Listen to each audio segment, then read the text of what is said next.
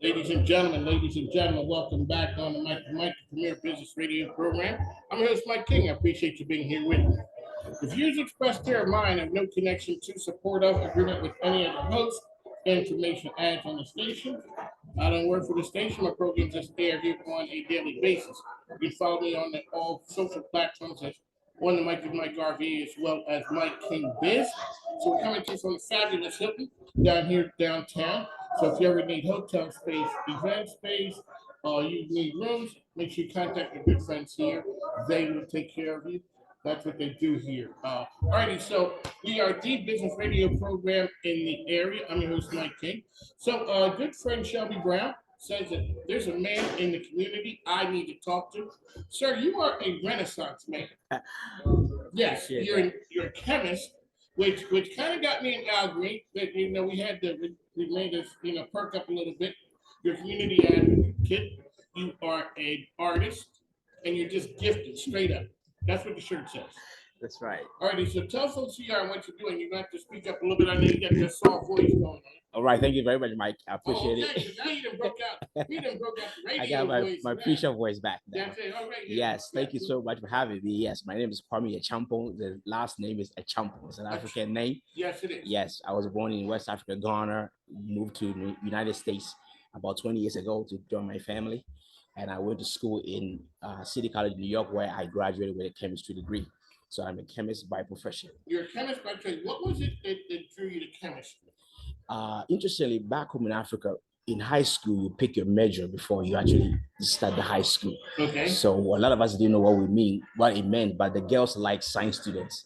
So wait a second. In Africa, the girls like science students. Yeah. So the science we're supposed to be the smartest. Shout out to the nerds. See, I knew it was a time it was gonna come around and it was gonna be good.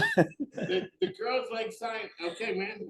So right. I would think that the line for the science class was long. But you have to get straight A's to get in. So if you don't, from junior high, we take national exams, and based on how you score, then if you go to high school, you get to do the science.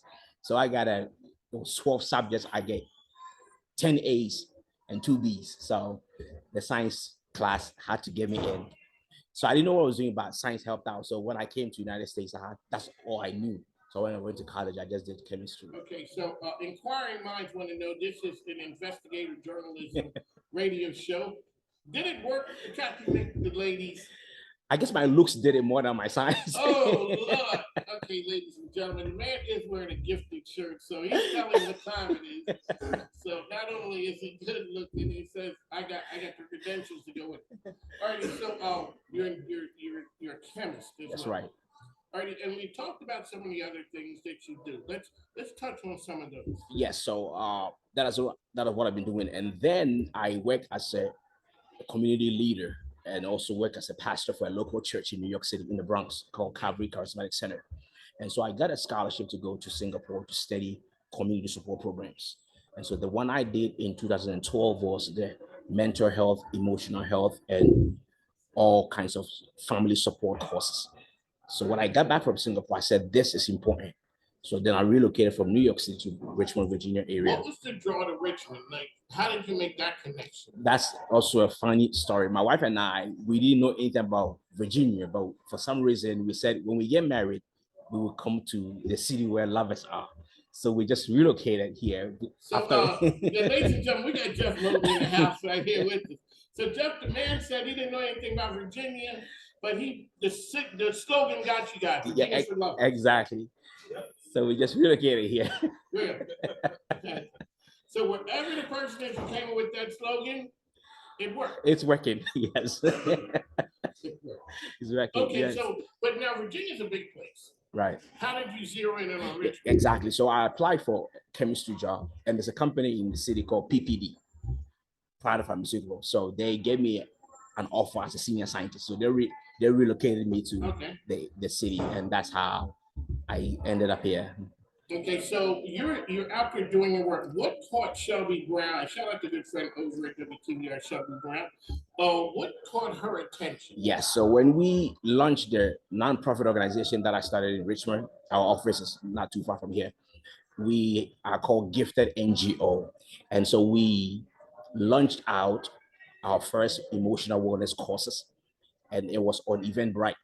So people will sign up, and every Saturday they will come for class, and then we will help them one-on-one and also as a group. And so How long ago was that? we started about 2 years ago. Okay. Yes. And so Shelby picked that on Eventbrite and sent me an email and said, I would like to talk to the person who is organizing this program. So we spoke over the phone, and then Channel 6 News came to the center and did an interview. And then right after that, Shelby said, you have to speak to Mike. So that's how it ended up. All right. So when you look at, let's talk about wellness and all that. What's the mindset of young people today as we're coming out of the pandemic? Yes, so it's amazing that I even did not have the pandemic in mind, but it kind of became a necessary thing. Because I launched it before, I did like a small group lunch before the pandemic started. And I was so glad I did it, because as soon as I did, then I realized that this is the most important thing at this point in time. So a lot of young people that I started the program with, they're like, this is what I really need. We can't afford the cost when we get to physical therapy, or when we get to RB to speak to a counselor. It costs so much. So I came up with the idea of the fact that it's a free program, and then we have all of this to give. They were on it like it. And I was shocked the level of anxiety, the level of depression, the level of kind of suicidal tendencies that these young people were dealing with.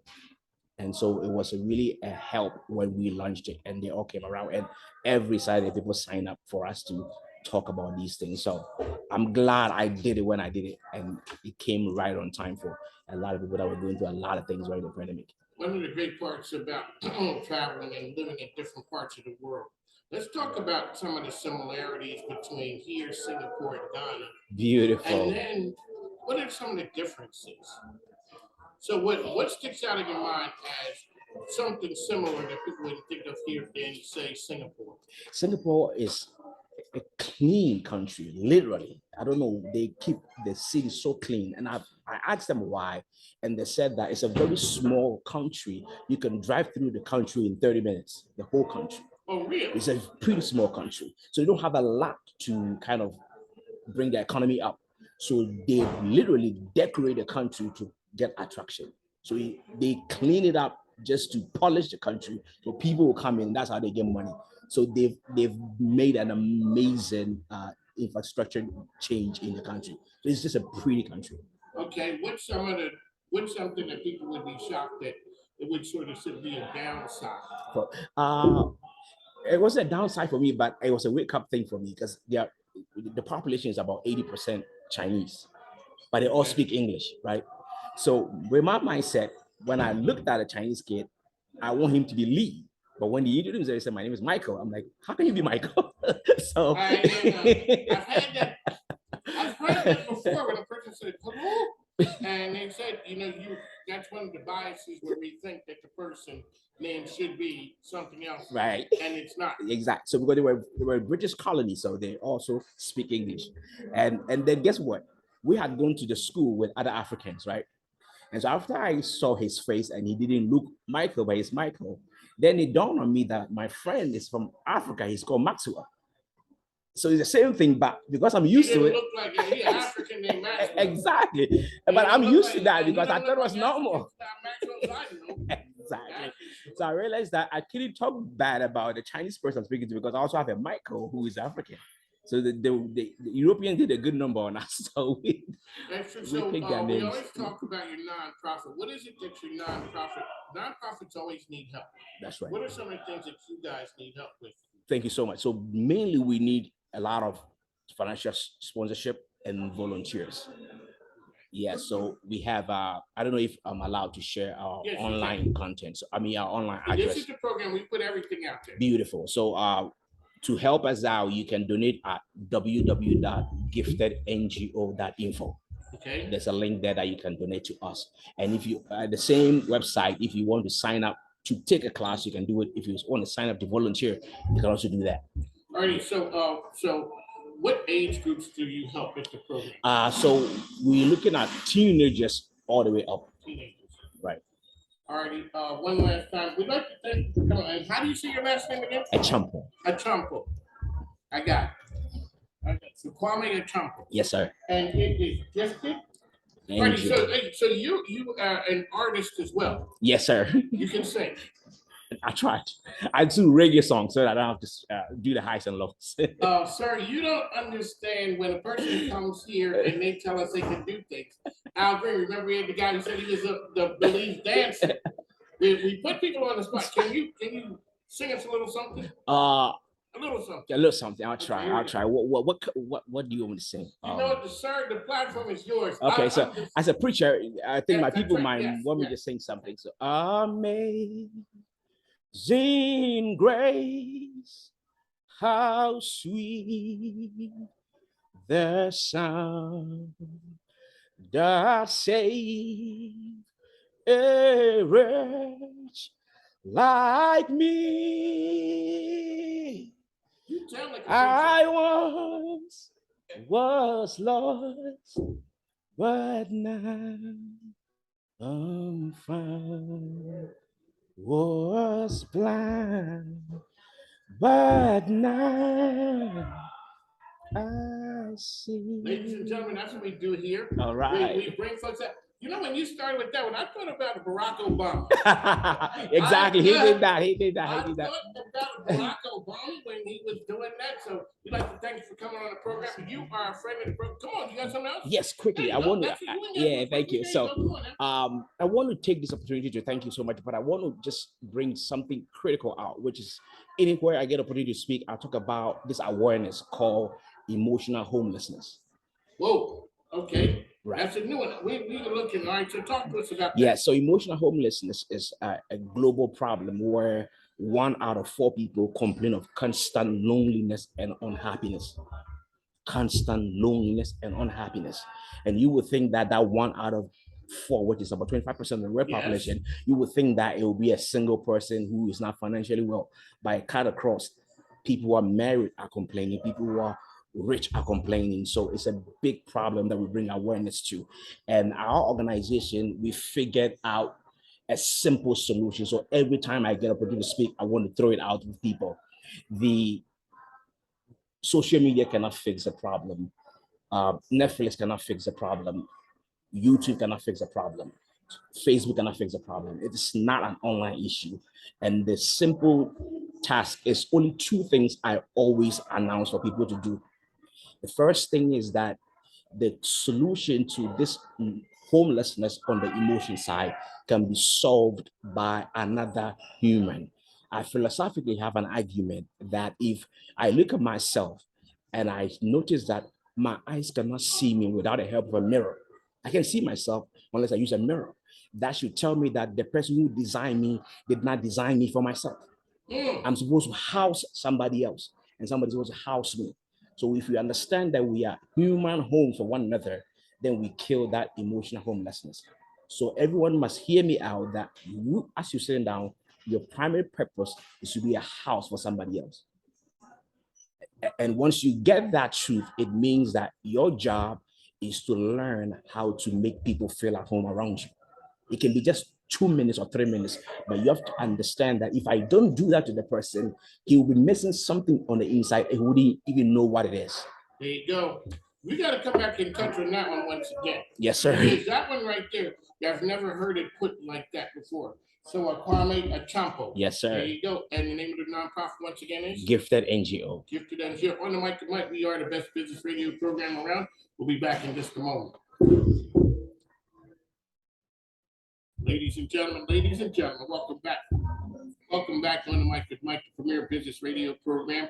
You can find me on ESPN Richmond 106.1 every day from 5 to 7, The Choice 105.3 every day from 2 to 3, as well as International Business Growth Radio. We're out here talking to the business owners, business people in the community who are out there making magic happen. Jeff Moulton is here with us. He's new to the market with a new concept. It's something that's been around, but it's something that people don't know that you got to put a different twist on. Welcome to the program, sir. Right, thank you, appreciate it. We are Physical Therapy and Balance Center. Physical is spelled with the F, F-Y-Z-I-C-A-L. We always like to say it's spelled different because we are different. You are different. And so you put the balance piece to it as well. I know I turned 63 and the other day I fell. And you always wonder is that the start of it? Because you always hear about open Right. fall. Well, this fall is Fall Prevention Month. We are in Fall Prevention Month. See, So that's why I had my radio show. I fell within Fall Prevention Month, so I guess I'm good. So during Fall Prevention Month, we've been partnering with places like the YMCA, Stay Strong community, a lot of different Everly 55 and over plus communities, and letting them know about Fall Prevention Month, how to basically prevent falls and things that they may be going through. All right, 1 second. Mike, we got to go in for a cause, and like I was saying, the microphone ain't free, plus my grandkids need stuff. We'll be back in just a moment. Ladies and gentlemen, welcome back. One with Mike. It is the Premier Business Radio program. Jeff Moulton is here with us with physical, and that's physical spelled different because you guys are different. Yes, sir. Alrighty, so one of the things we talk about is physical therapy, the balance part. You got me there. Right. Let's talk about that because a lot of times people really don't touch on. They know it's a problem, and give us the statistic as well because that one is alarming. Yeah, the statistics for balances are pretty alarming. 1 in every 11 seconds, someone falls and is going to the ER from a fall-related injury. And we just said how quick 11 seconds goes by. Yeah. That somebody just is going to the hospital right now because right now. So, and out of those 11 people, of those 11 seconds, every 19 minutes, someone passes away in this country from a fall-related injury. Every 19 minutes. Okay, so how where are your centers located? So we are opening up. We are a Physical Therapy and Balance Center. We have the first center that opened up 2 blocks south of Short Pump Town Center. We are in the process of opening up somewhere between 6 to 8 clinics all throughout different parts of Richmond, Chesterfield, over by the airport, Laburnum. We are looking at having people come in and join us. We right now, we are a national company. We have probably about 480 locations nationwide. So we are based out of Florida. What we're trying to do now is kind of my job is to kind of expand and scale in the Richmond market.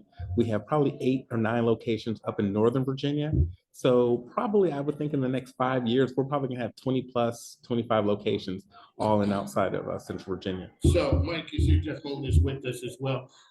When a person, they've gone to physical therapy and they know the routine with that. Let's talk about when they come into physical, what will they notice that's different than the past experiences? Yeah, one of the things we always hear, that's a great question, Mike. One of the questions we always hear is, will I be able to see my same therapist when I come back? Okay. Will I be able to actually get an appointment? Let's start there, because sometimes most of these therapy companies, you're talking 2 to 3 weeks. A lot of people, they can't wait that long. They're in pain. Yeah, pain, you can't take a time out. So one of the things we try to do is have you see your same therapist and have you come in, meet with, and put you on a plan of care.